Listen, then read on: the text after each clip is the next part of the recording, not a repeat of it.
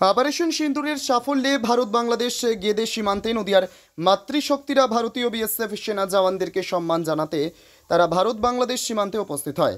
নদিয়ার মাতৃশক্তির মহিলারা ভারত মাতার জয়ধ্বনি স্লোগান দিতে দিতে সীমান্তে কর্মরত বিএসএফ জওয়ানদের সঙ্গে সাক্ষাৎ করলেন এবং সেনা জওয়ানদেরকে সম্মানিত করেন। এই কর্মসূচিতে উপস্থিত ছিলেন মহিলা মোর্চার সভানেত্রী কণিকা বিশ্বাস ও রানাঘাট দক্ষিণ সাংগঠনিক জেলার বিজেপি সভাপতি অপর্ণা নন্দী ছাড়াও উপস্থিত ছিলেন একাধিক বিজেপি কর্মী সমর্থক থেকে শুরু করে সীমান্তের মহিলারা।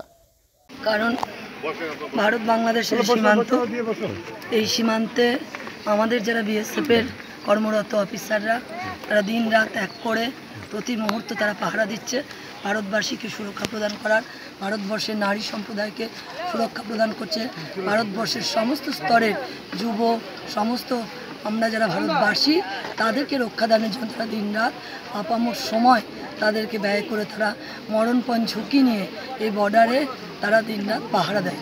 আর এই কারণেই আমাদের যে পেহেলগাঁওর যে ঘটনা অপারেশন সিঁদুর যার পরিপ্রেক্ষিতে হয়েছে, সেই পেহেলগাঁওয়ের ঘটনা শুধুমাত্র হিন্দু হওয়ার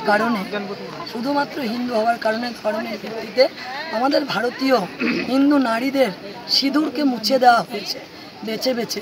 আর সেই সিঁদুরকে মুছে দেওয়ার কারণে ভারতবর্ষের যশস্বী প্রধানমন্ত্রী, ভারতবর্ষের স্বরাষ্ট্রমন্ত্রী, ভারতবর্ষের প্রতিরক্ষা দপ্তর তাদের পক্ষ থেকে ভারতীয় নারীদের এই সিঁদুরকে যে মুছে দেওয়া হয়েছে তার যোগ্য জবাব অপারেশন সিঁদুরের মধ্যে দিয়ে 100 কিলোমিটার ভেতরে ঢুকে ভারতীয় সেনারা আমাদের এই ভারতবর্ষের নারীদেরকে যে তাদের সিঁদুর কেড়ে নেওয়া হয়েছে তার যোগ্য জবাব সম্মান তাদেরকে দিয়েছে।